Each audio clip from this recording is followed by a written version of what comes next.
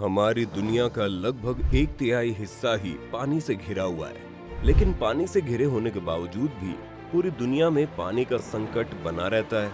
ये अपने आप में एक अनोखी बात है, लेकिन इसका अनोखापन इसलिए है क्योंकि पूरी दुनिया में पानी तो बहुत है, लेकिन पीने वाले पानी यानी फ्रेश वाटर की भारी मात्रा में कमी है।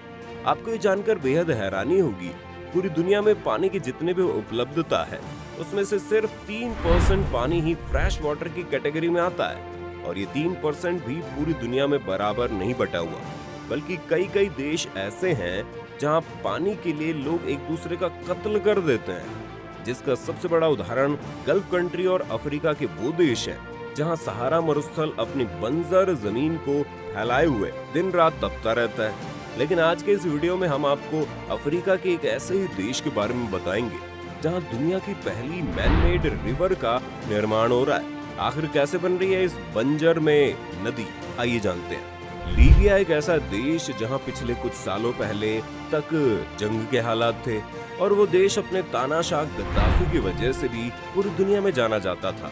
क्योंकि आज हम फ्रेश वाटर के बारे में बात करने जा रहे हैं, इसलिए आपको बताएं कि लीबिया एक ऐसा देश है जिसका 90% हिस्सा रेत से ढका हुआ है। इस देश में कुछ तो ऐसे ही हैं जहां पर करीब 10 सालों से बारिश की एक बूंद भी नहीं पड़ी।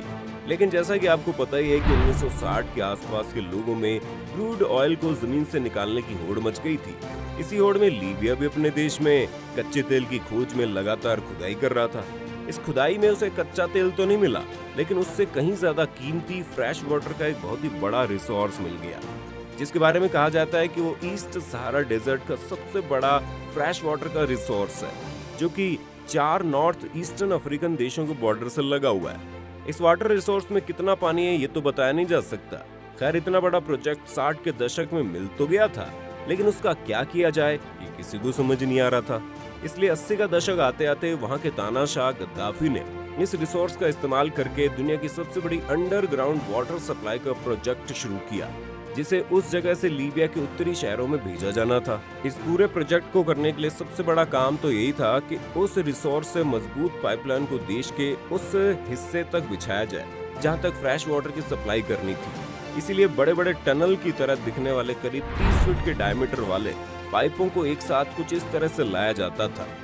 यहाँ सबसे ज्यादा ध्यान देने वाली बात यह है कि इस पूरे प्रोजेक्ट को तैयार करने के लिए जिस भी चीज की जरूरत थी उस सब के लिए कोरिया से संपर्क किया गया, जिसके बाद कोरिया से इसे समुद्री रास्तों से लेकर लीबिया के बंदरगाहों पर लाया जाता था, जिसके बाद उसे काम वाली जगह पर ट्रकों पर लाद कर ले जाते थे। इस प्रोजेक्ट के टोटल कॉस्ट के बारे में बताया जाता है कि करीब 25 बिलियन यूएस डॉलर्स का खर्चा इस प्रोजेक्ट को पूरा करने में लगा था। और सबसे ज्यादा हैरानी वाली बात यह है कि लीबिया ने पूरा प्रोजेक्ट बिना किसी बड़े देश के सहयोग से पूरा किया, यहाँ तक कि उसने वर्ल्ड बैंक से कोई लोन भी नहीं लिया। लेकिन प्रोजेक्ट में लगे हुए सारे टेक्नीशियन और इंजीनियर्स की ट्रेनिंग को लेकर 1990 में यूनेस्को ने लीबिया की मदद जरूर की, जिसमें सभी इंजीनियर और टेक्नीशियन को हाई क्लास ट्रेनिंग दी गई। यही कारण रहा कि लीबिया ने तय कर लिया कि पूरे प्रोजेक्ट को डेट पर ही खत्म कर देंगे, जो कि उन्होंने बड़ी उपलब्धि भी हासिल कर ली।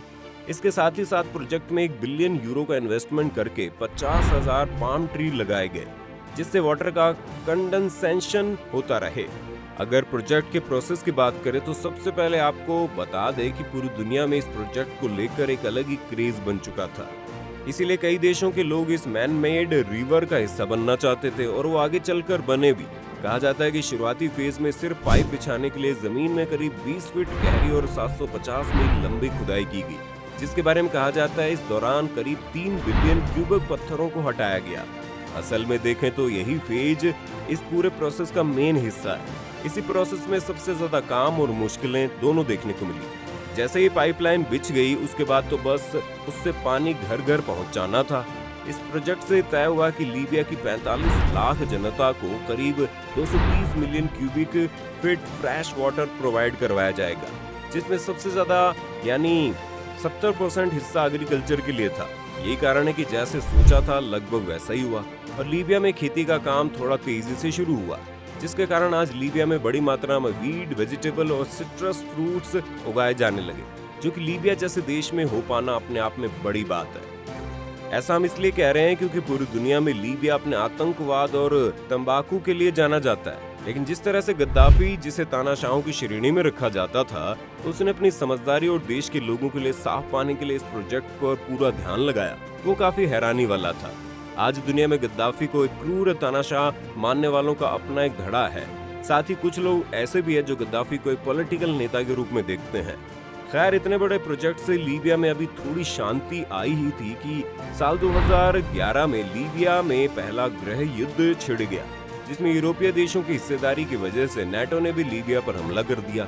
और ऐसा कहा जाता है कि नेटो के इस हमले से 2 वाटर प्लांट पूरी तरह से बर्बाद हो गए और साथ ही देश के तानाशाह गद्दाफी की भी गोली लगने से मौत हो गई।